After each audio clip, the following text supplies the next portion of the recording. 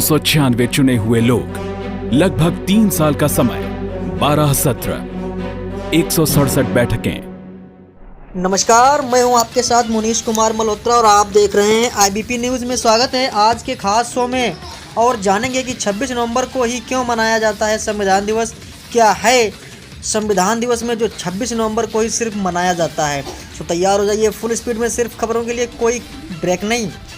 आपको बता दें कि भारत में संविधान दिवस 26 नवंबर को ही मनाया जाता है। संविधान में के रचयिता डॉक्टर भीमराव अंबेडकर, जिन्होंने इस संविधान को लिखकर देश को महान बनाया है, इस भारत का संविधान बना। आपको बता दें कि आखिर संविधान है क्या, तो आइए जानते हैं इस वीडियो से।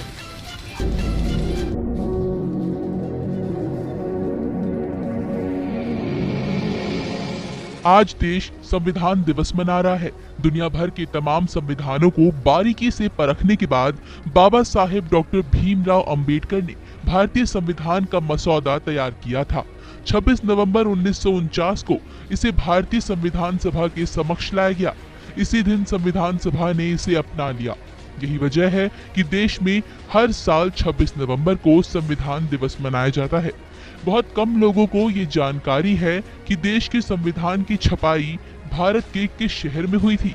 दरअसल भारतीय संविधान की मूल प्रति को अपने हाथों से उकेरा गया था। उस समय के प्रख्यात कैलीग्राफर प्रेम बिहारी नारायण रायजादा ने संविधान की कैलीग्राफी की थी। रायजादा ने इटैलिक शैली में बेहद खूबसूरती से संविधान लिखा, जिसमें उन्होंने एक भी गलती नहीं की। खास बात यह है कि रायजादा ने तत्कालीन पीएम जवाहरलाल नेहरू से साफ कह दिया कि वो संविधान लिखने के लिए एक भी पैसा नहीं लेंगे। हालांकि रायजादा ने नेहरू के सामने अपनी एक मांग रखी थी। उन्होंने कहा था कि संविधान के हर एक पन्ने पर उनका नाम और अंतिम पृष्ठ पर उनके नाम के साथ उनके दादा का नाम लिखने की इजाजत दी जाए, जिसे नेहरू ने मान लिया। संविधान की छपाई का काम देहरादून स्थित सर्वे ऑफ इंडिया को सौंपा गया, जिसने इसे करीब 5 साल में पूरा किया। देश के संविधान का पहला संस्करण देहरादून में प्रिंट हुआ था। देहरादून में संविधान छपने की एक सबसे अहम वजह थी survey of India. Survey of India देश की प्रतिष्ठित और सबसे पहले वैज्ञानिक संस्थानों में से एक है। तब संविधान की 1000 प्रतियां प्रकाशित की गई थी। प्रकाशन की एक प्रति संसद के पुस्तकालय में, तो एक प्रति आज भी देहरादून में सुरक्षित है। संविधान को हिंदी और अंग्रेजी दोनों भाषाओं में लिखवाया गया था। इनकी मूल प्रतियां संसद भवन के पुस्तकालय में हीलियम गैस से भरे कांच के शोकेस में रखी हुई हैं। इस शोकेस को राष्ट्रीय भौतिक प्रयोगशाला और अमेरिका के गेटी संरक्षण संस्थान द्वारा संयुक्त रूप से विकसित किया गया था। संविधान की पांडुलिपि 1000 साल तक बचे रहने वाले सूक्ष्म जीवी रोधक चर्म पत्र की शीट पर लिखी गई है। 26 नवंबर 1949 को संविधान का आखिरी मसौदा बनकर तैयार हुआ था। 284 सदस्यों ने 24 नवंबर 1949 को कॉन्स्टिट्यूशन हॉल में दस्तखत किए थे। इनमें 15 महिला सदस्य थी। वैसे तो संविधान सभा ने 26 नवंबर 1949 को ही संविधान को पारित कर दिया था, लेकिन इसे लागू करने के लिए जानबूझकर 26 जनवरी 1950 की तारीख चुनी गई थी, क्योंकि इसी दिन 1930 में पूर्ण स्वराज की घोषणा हुई थी। इसकी याद में ही संविधान भी 26 जनवरी को ही प्रभावी किया गया।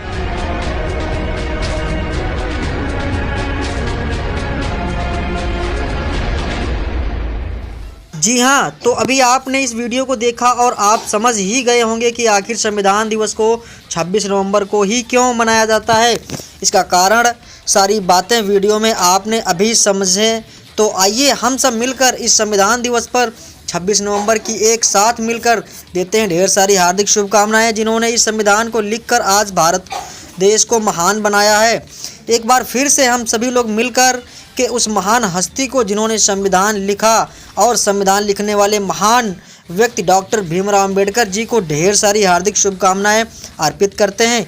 इसीलिए आज 26 नवंबर को पूरे भारत में अलग अलग तरीके से डॉक्टर भीमराव अंबेडकर जी पर माल्यार्पण कर उनको बधाइयाँ दी हैं। इसी श्रृंखला में उत्तर प्रदेश का जिला सीतापुर में भी संविधान दिवस मनाया गया, जहां आज 26 नवंबर संविधान दिवस के अवसर पे अंबेडकर पार्क सीतापुर में बहुजन समाज पार्टी व अंबेडकर जयंती समिति सीतापुर के साथ संयुक्त रूप से मनाने का कार्य करते हुए बाबा साहब की मूर्ति पे सभी ने माल्यार्पण करके फल वितरित करके मनाया और बाबा साहब डॉक्टर भीमराव अंबेडकर जी के मनाए हुए संविधान पर रोशनी डाली गई।